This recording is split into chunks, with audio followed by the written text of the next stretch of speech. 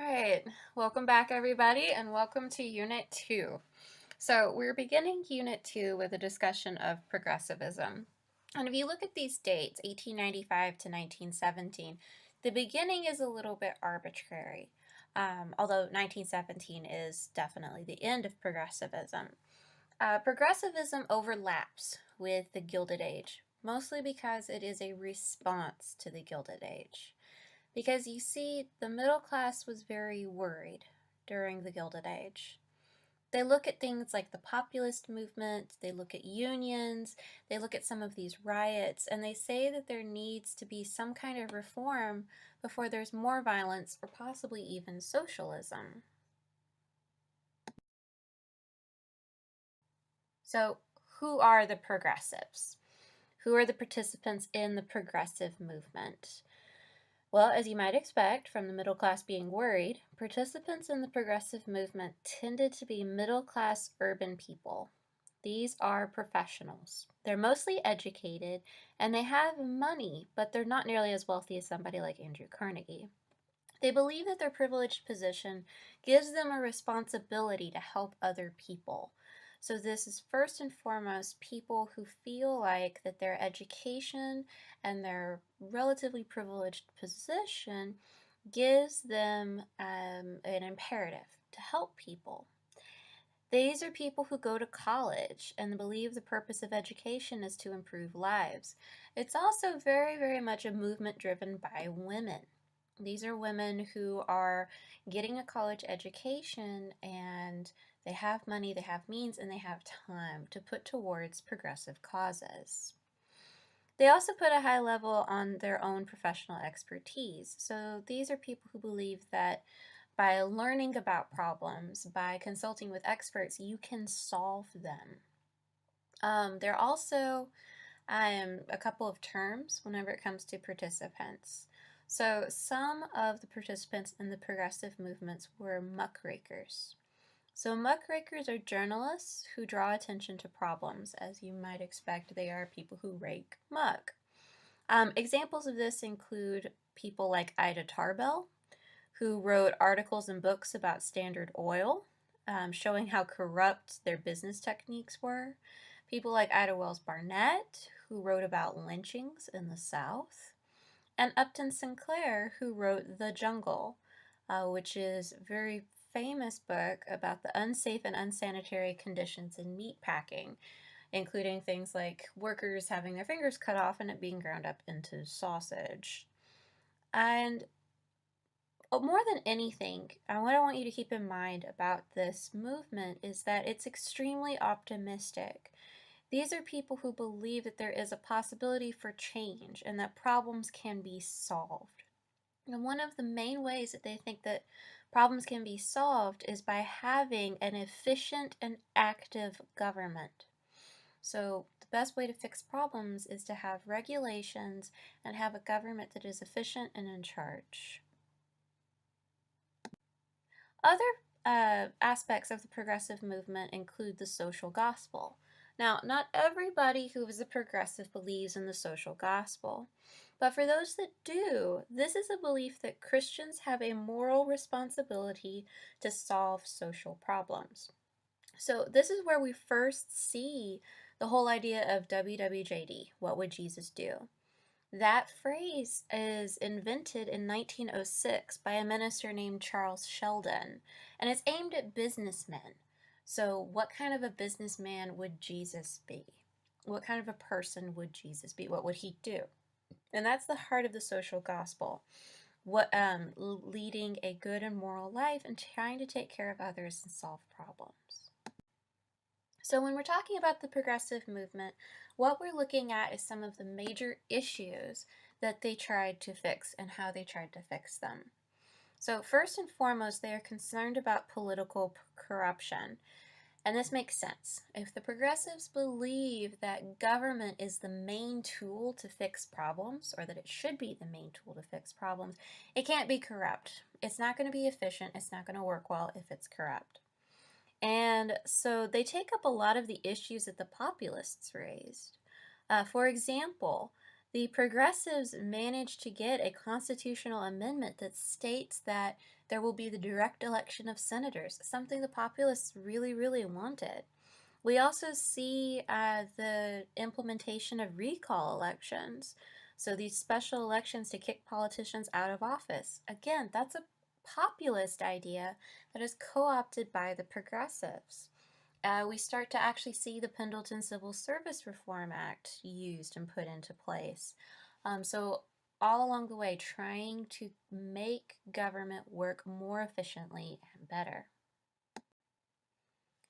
And then, of course, we have corporate abuses. So you have unions who, in many cases, think that corporations should go away. You have populists who often say that you can't be a capitalist and a good Christian. The progressives don't go that far. They see corporations as effective and efficient, but they have to be responsible. And they're particularly worried about child labor. So one of the reasons why, if you Google child labor, so many photos show up is because the muckrakers take pictures of kids in factories to highlight all of these issues with child labor. The progressives believe that you need an education to have a democracy. And if these kids are working in factories, they're not getting an education. They're able to make the employment of children fall 18% to 11%, and then eventually down to 5% in 1930. Part of this is by getting laws passed that made limits for the number of hours kids could work, making them inconvenient to hire for employers. But the most effective way to end child labor winds up being compulsory education. So forcing kids to go to school prevents them from going to work. And then there's also the issue of safety. Workplaces had never been safe. There were no rules, there were no regulations. But that begins to change with a horrifically tragic event in 1911. So, there was a factory in New York City that made shirtwaists. These are blouses, women's blouses. It was called the Triangle, and it occupied the 7th, 8th, and ninth floors of a building. These were mostly young Jewish women who worked within the Triangle, and since they're working with textiles, they're working with fabric, it's extraordinarily flammable. And we don't know what caused the fire that took place on a Saturday afternoon in 1911, but we do know the fire spread very quickly. The factory had locked the women in because they were afraid that the women would steal things, needles, thread, cloth. And so they locked them in and checked their purses at the end of the day. And so whenever the fire started, they were locked inside. 144 women died in the fire. The ladders from the local fire department wouldn't reach them. Many chose to jump rather than perish in the flames. And this again happened on a Saturday afternoon, whenever a lot of New York City was enjoying a lovely day. They were headed to parks, and they saw this. They saw young women, usually 16, 17 years old, flinging themselves to their deaths. And it horrified New York City. It pushed the city of New York to become more adamant about things like fire codes. So, not locking people inside of buildings, having fire escapes that won't collapse because that happened during this fire. And these fire codes, these safety measures are picked up by other cities. So the Triangle Shirtwaist Factory fire is, again, horrifically tragic. But what it does lead to is some changes in how fire codes and how safety takes place within cities. The progressives are also concerned about how to deal with poverty directly, particularly within cities. So, according to social Darwinism, those who are poor aren't trying, or they're either doomed to being poor because they were born stupid or they're the wrong race. Progressives begin to fight that. Progressives begin to argue that people who live in unhealthy environments are at a disadvantage. They're less likely to get an education, be creative, or have hope. And so the progressives start to put pressure on local governments to do things like improve sanitation, build more parks, and set up things like Little League to get kids out of their environment and have them enjoy some of the fresh air, get out of their tenements.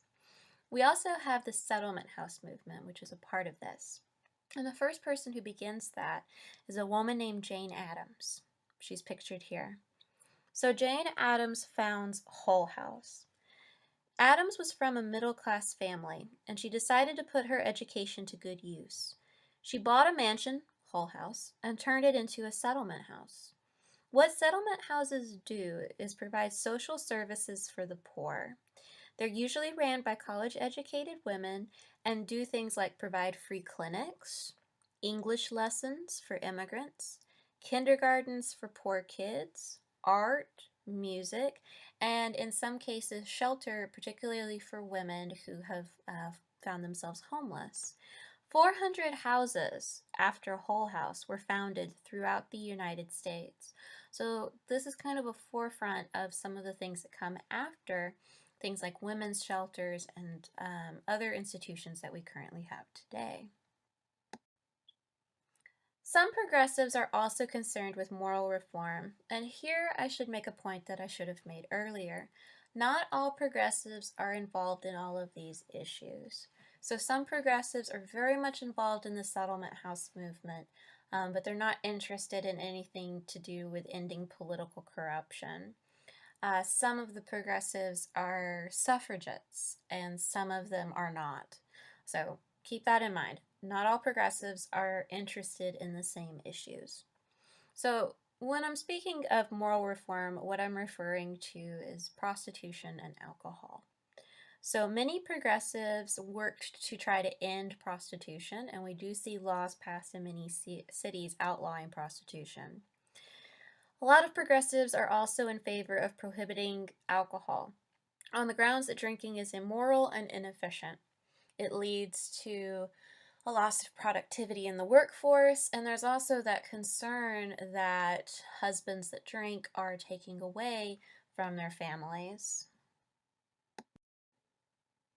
So, one of the reasons why the progressive movement is considered successful is because we have progressive presidents.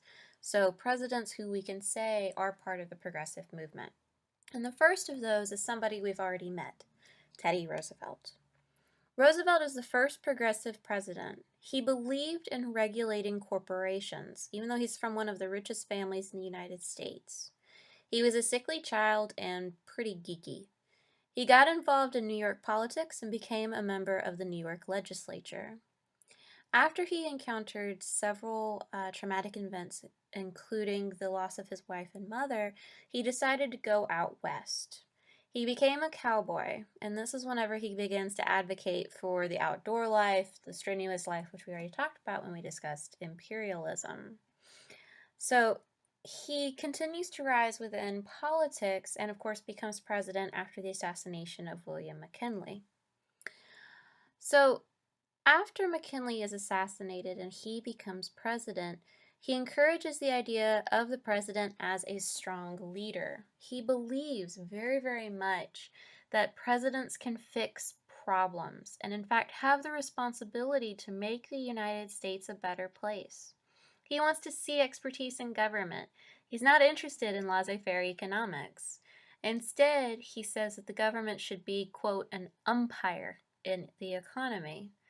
And corporate leaders are shocked. This is a cartoon from the time of Roosevelt, Jack, going up against the Wall Street giants. And so he truly believes that presidents can go up against these corporate giants and take them on. He uses the Sherman Antitrust Act. He's the first president to enforce it. He goes after corporations that he believes are being irresponsible. He institutes regulations, particularly in 1906 whenever he reads Upton Sinclair's The Jungle. So Roosevelt read this book, a lot of people did, and he's absolutely horrified. He ordered an investigation of what Sinclair was talking about, the whole fingers in sausage thing. And he found that Sinclair was telling the truth. So Roosevelt put pressure on Congress to regulate the meatpacking industry. And he reads the book in 1906, the investigation takes place in 1906, and Congress passes the Meat Inspection Act in 1906. Think about that for a second. That emphasizes how quickly Roosevelt was able to get things done and just what a strong president he was. The next year, we see the passage of the Pure Food and Drug Act, which regulates medicine and food. It creates the whole concept of the FDA, the Food and Drug Administration, which we still have today. You never knew what was in your medicine before that. It could be, if you were lucky, sugar water, but it could have things in there that would actually harm you. And so this requires the labeling of contents. So all of this falls under what Roosevelt refers to as the bully pulpit. Now, this isn't, him bullying people into doing what he wanted. Bully was a slang term during this time for awesome. So this is an awesome pulpit. It's an opportunity to promote progressive ideas. Now, if we look at foreign affairs, you might start to argue that he's not necessarily a progressive, but this is still all about making sure that the United States is a better place. And so that's where we get some of his foreign policy. We refer to his foreign policy as big stick diplomacy. So if you've taken the first half of U.S. history, you might be familiar with the Monroe Doctrine. So the Monroe Doctrine states that basically, Europe would stay out of the affairs of the Americas, and the United States would in turn stay out of the affairs of Europe. So Roosevelt added something to that. It's known as the Roosevelt Corollary. So Roosevelt says that the Monroe Doctrine is in place, but the United States will intervene whenever it feels like it needs to, or it is in their best interest, in Central America and South America. And we definitely see that in the case of Panama and the Panama Canal. The Panama Canal project was started by the French, but they ran out of money. And whoever controls or owns the Panama Canal was going to make a ton of money because this canal was going to link the Pacific and the Atlantic Ocean, vastly improving trade and shipping. And so Roosevelt's very much interested in this project. The problem is, Panama at the time was not its own country. It was part of Colombia. And Colombia is not willing to give Roosevelt the terms that he wants. And so the Roosevelt administration funds a Panamanian revolution. So some people in Panama wanted Panama to be its own country. And so the United States helped. They helped Panama break away from Colombia, and then once Colombia owes the United States was able to work out favorable terms and control the Panama Canal for a very, very long time. And so this is kind of an example of that big stick diplomacy. It's using influence, it's using resources, it's using military when necessary to achieve the things that will make America a better place. Of course, this means making America a better place at the expense of other countries.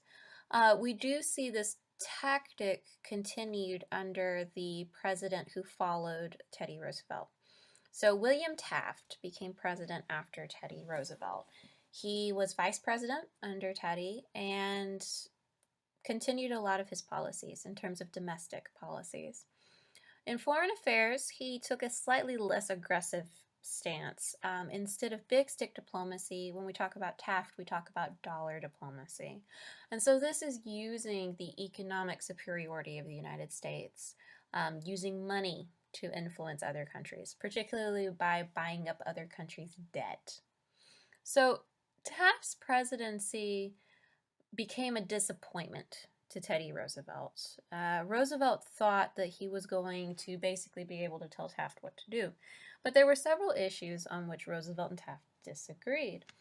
And so when we get to the election of 1912, Taft is up for re-election, running for the Republican Party, but Roosevelt is so disgusted with Taft by the time we get to the election of 1912 that he actually forms his own political party, the Bull Moose Party, when he isn't able to get the nomination away from Taft for the Republican Party.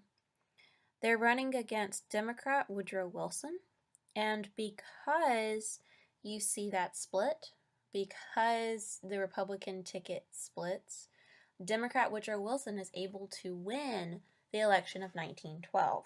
And he too is considered a progressive president, and we're going to talk about him extensively whenever we talk about World War I. So, the suffrage movement had been around since 1848. This was a very old movement, and it's made up of basically two different groups. So, two different arguments for why women should have the right to vote. You have the women who, like Jane Addams, see women as defenders of morality and as civic housekeepers. So, this idea that women are the people who have special qualities that would improve America, make society better. They're more moral, they're more compassionate, and therefore should have the right to vote. So, that's one view. And then we have what's usually called the feminist argument. So people like Alice Paul argued that women should have the right to vote because they are citizens. Period. None of this, women are more moral, women are good for society. No, women are citizens, and therefore they should have the right to vote. And so the suffrage movement begins to gain a lot of ground during the progressive movement because these women are being very active in causes, and yet they're relying on men to vote and to pass legislation to get the kind of social reform that they want to see accomplished. And that bugs them.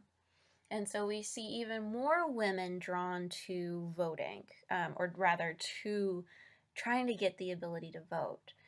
We see more marches during this time. We see more protests. Alice Paul and her organization, the National Women's Party, they actually protest the White House during World War I and stage a hunger strike whenever they're arrested. So all of these things are designed to bring attention to the movement. And in a large part, thanks to all of this attention that's being gained and all of the people that are being added to their side, we do start to see several states passing laws that allow women to vote in local elections. And of course, once World War I is over, partly out of recognition for how much women had worked during World War I, and partly out of this long struggle for women's rights, we do see the passage of the 19th Amendment in 1920, which gives women the right to vote. So this is very much a progressive issue. One of the other progressive issues that we see that's linked to women's rights has to do with contraception. And one of the founders of this movement is Margaret Sanger. Margaret Sanger was very interested in contraception. Her mother had died in her 30s after having 11 children. And this very early put into Margaret Sanger a desire to help women control their fertility. She founded a clinic to give women information on contraception. This idea was that poor married women needed to be able to control the size of their family in order to fight poverty. This information was illegal. Giving out information about contraception was considered pornography under the law, and so physicians either refused to or just simply couldn't distribute information. Margaret Sanger actually had to flee to Europe because she was arrested for trying to distribute this information. But she does continue this push, and so do other people during this time, to try to get people access and information to contraception in order to try to fight poverty. So the progressive movement has multiple issues that it addresses, and a lot of people participate in it. It does come to an end with the end of, or rather the entry of the United States into World War I. That becomes the main focus of the American people. And we will talk about that next time.